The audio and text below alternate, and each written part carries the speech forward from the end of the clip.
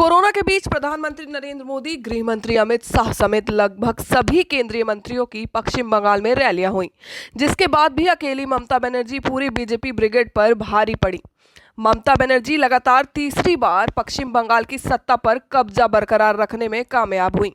विभिन्न पार्टियों ने ममता बनर्जी की लगातार तीसरी बार पश्चिम बंगाल में सत्ता पर कब्जा को लेकर अपनी प्रतिक्रिया व्यक्त की है और साथ ही बड़ी बड़ी जीत को लेकर ममता बनर्जी को शुभकामनाएं भी दी हैं।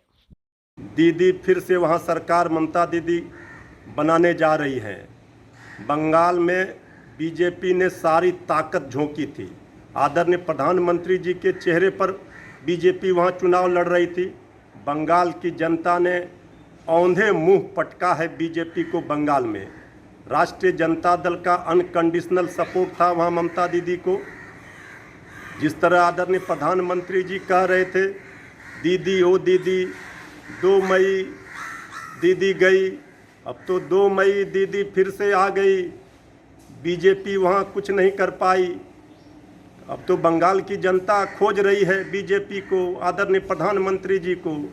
दादा ओ दादा, ये क्या हो गया? बीजेपी किस तरह बंगाल में चुनाव हार गया? तो अब तो बंगाल की जनता ने खेला कर दिया। जो ममता दीदी ने कहा था खेला हो गया बीजेपी का। वहाँ बंगाल में खेला हुआ, अब बिहार में खेला होगा। ममता बनर्जी 2/3 बहुमत से वहाँ आ गई और कुछ लोग रविन्द्रनाथ टैगोर जैसा दाढ़ी बनाकर घूम रहे थे। वो बंगाल का वो जो हावड़ा का पुल था उसको बेचने के लिए। लेकिन जनता को मैं बधाई देना चाहता हूँ, बंगाल के पश्चिम बंगाल की जनता को, कि उन्होंने हावड़ा पुल को बिकने से, चोरों से बचाने का काम किया।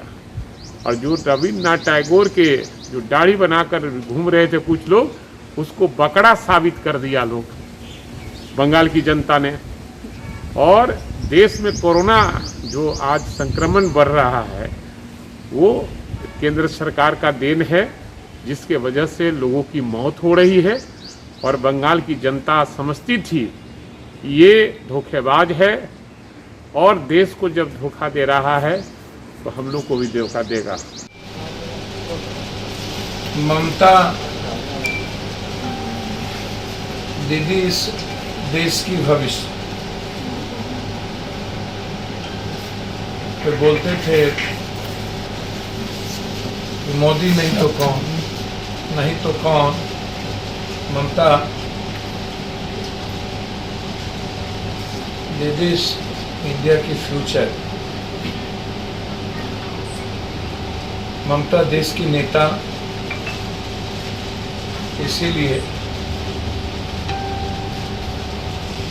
इस देश के प्रधानमंत्री नरेंद्र मोदी एंड टीम, जिसमें भाजपा, केंद्र सरकार के अलावे CBI, ED, चुनाव आयोग, जिनको गोवा का कहीं का राज्यपाल बनाए, और उसके बाद उनके एंटायर मंत्रिमंडल को पैसे दे करके। कांग्रेस विधान पार्षद प्रेमचंद मिश्रा ने कहा कि लालू प्रसाद यादव के बाहर आने से न सिर्फ राजद बल्कि कांग्रेस व पूरे बिहार को खुशी है। इस कोरोना महामारी से जहां हम लोग जूझ रहे हैं, वहीं एक बड़े राजनेता के बाहर आने से निश्चित तौर पर काफी उपयोगी सिद्ध होगा। हम सब उनके बेहतर स्वास्थ्य की कामना करते हैं और उम्मीद करते हैं कि वो बिहार के लोगों को अपना मार्गदर्शन भविष्य में भी देते रहेंगे। उनके सुझाव आज इस संकट की घड़ी में जहां लोग परेशान हैं, बिहार की बड़ी आबादी परेशान है कोरोना से, रोज कई लोगों की जानें जा रही हैं, संक्रमण बढ़ता ही जा रहा है। ऐसे संकट की घड़ी में एक बड़े राजनेता के तौर पे श्री लालू प्रसाद जी की भूमिका निश्चित तौर पे उपयोगी होगी बिहार के लिए। खबर वैशाली जिले के सदर अनुमंडलीय अंतर्गत भगवानपुर से है, जहां पुलिस ने NH 22 पर इमादपुर के पास छापेमारी करते हुए तकरीबन 30 लाख का विदेशी शराब बरामद किया है। पुलिस दल ने गुप्त सूचना के आधार पर कॉन्ट्रैक्ट ट्रक को जब्त किया, जिसमें पुलिस को चकमा देने के लिए स्पीड पोस्ट लिखा हुआ था। यह ट्रक झारखंड से पूर्णिया ले जाया जा रहा था। इस मामले में पुलिस ने चालक को गिरफ्तार कर लिया है। तो मालूम नहीं था कि यहाँ बिहार में बंदी है शराब। सर मालूम तो था मेरे को, पर मुझे ये नहीं पता था कि इसमें दारू है। नालंदा जिले के अलग अलग थाना क्षेत्र में हुए सड़क हादसे में 4 लोगों को अपनी जान गंवानी पड़ी, जबकि घटना में आधा दर्जन जख्मी हुए। बिंद और मानपुर थाना इलाकों में ट्रैक्टर पलटने से चालक की मौत हो गई, जबकि 2 अन्य हादसे में बाइक सवार समेत 2 की मौत हो गई। मानपुर थाना इलाके के मानपुर गांव के समीप ईंटे भट्टे से लग जा रहे ट्रैक्टर चालक बाइक सवार को बचाने के चक्कर में अनियंत्रित होकर 15 फीट की खाई में पलट गए, जिसके नीचे दबने से चालक की मौत हो गई।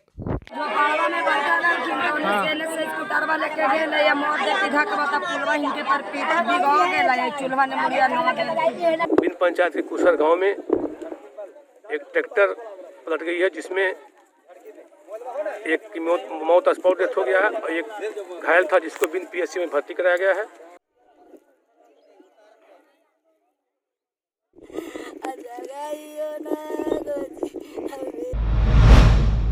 रफीगंज प्रखंड के बौर गांव के संतन पासवान एवं काइल पासवान के घर में अचानक आग लग जाने से 2 घर, गेहूं, चावल एवं कपड़ा जलकर खाक हो गए।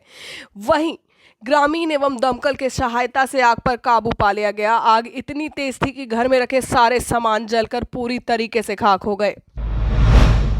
भागलपुर सुल्तानगंज में बढ़ते कोरोना महामारी को देखते हुए बिहार सरकार के नए गाइडलाइंस के तीसरे दिन जिला प्रशासन के निर्देश पर थाना अध्यक्ष डॉक्टर गौरव कुमार ने दल बल के साथ शहर के विभिन्न जगहों में पेट्रोलिंग मार्च करते हुए शाम 5 बजे तक चोरी छुपे खुले हुए दुकानों के मालिक को पकड़कर पूछताछ करते हुए दुकान बंद रखने का निर्देश दिया। उन्होंने आगाह किया कि अगर ऐसा दोबारा किया गया तो कानूनी कार्रवाई की जाएगी। बेगूसराय सदर अस्पताल में कोरोना मरीज के इलाज में लापरवाही और मरीज के परिजनों को सही जानकारी नहीं देने की शिकायत पर सदर SDPO संजीव चौधरी सदर अस्पताल पहुंचकर इसका जायजा लिया। सदर SDO सदर अस्पताल के निबंधन काउंटर समेत कई काउंटर पर पहुंच स्वास्थ्य कर्मियों से जानकारी ली और सख्त हिदायत भी दी। सदर हॉस्पिटल में आए हैं ये कोरोना का जाँच कराने के लिए, लेकिन जब यहाँ पे हम जाँच कराने के लिए आए हैं तो यहाँ पे रैपिड एंटीजन का जाँच कर दिया गया है, जहाँ की मुझे जानकारी है कि इसको जो है सुप्रीम कोर्ट के द्वारा या हाई कोर्ट के द्वारा रोक लगा दिया गया है और ये जांच से सिर्फ लोगों को जो है डायरेमा में रखा जा रहा है। श्रमिक प्रकोष्ठ के प्रदेश अध्यक्ष संजय केसरी ने प्रेस वार्ता के दौरान आक्रोशित शब्दों में कहा कि जलापूर्ति योजना के नाम पर जिस तरीके से विजेता कंस्ट्रक्शन और उसके बाद जिंदल ने करोड़ों रुपए की लूट मचाई थी, उसी राह पर चलते हुए JMC प्रोजेक्ट्स भी लूट का ताना बाना बना चुकी है, जिसे सफल नहीं होने दिया जाएगा। इन घटिया बालू गिट्टी का प्रयोग करके जिस तरह से जल मीनारों को बनाया जा रहा है, वह जल मीनार कुछ ही महीनों में निश्चित रूप से टूट जाएगा। तब तक तो कंपनी काम करके अपना पेमेंट लेके निकल जाएगी। भुगतना किसको पड़ेगा? बर्बाद किसका पैसा हो रहा है? असुविधा किसको होगा? उन करदाताओं को जिनके पैसा पर यह करोड़ों का बंदर बांट हो रहा है, करोड़ों का खेल हो रहा है, करोड़ों का महा घोटाला हो रहा है। अरवल SP के तबादले की मांग को लेकर भाकपा माले ने दिया 1 दिवसीय धरना। अरवल कुर्था प्रखंड के क्षेत्र में भाकपा माले कार्यालय सहित दर्जनों गांव में अरवल SP राजीव रंजन के तबादले को लेकर धरना दिया गया। धरने के माध्यम से DGP से मांग किया गया कि जब से अरवल SP राजीव रंजन आए हैं तब से अरवल में अपराधियों का मनोबल बढ़ा है और आपराधिक घटनाएं भी बढ़ी हैं। आए दिन अपराधियों द्वारा दुकानदारों से रंगदारी मांगना, नहीं देने पर जान से मार देना, यह तो फिर दुकान पर चढ़कर कई राउंड गोली चलाते हुए भागना, बालू से भरे ट्रैक्टर से रंगदारी मांगना, पैसे वसूली करना और वह पैसे वसूल कर के अगर नहीं देते हैं तो ऐसे में धमकी मिलना, ये घटना आम सी बात हो गई है।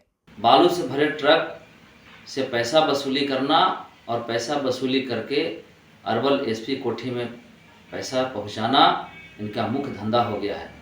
इसलिए हम लोग मांग करते हैं कि अरवल SP को तत्काल यहाँ से बर्खास्त करे, तत्काल यहाँ से दूसरे जगह स्थानांतरण करे, तबादला करे और हम लोगों के भाकपा माले के लोकप्रिय मुखिया, पूर्व मुखिया सूर्यदयाल चंद्रवंशी को झूठे मुकदमे में फंसा करके अरवल एसपी गिरफ्तार करके जेल भेजने का काम किए हैं।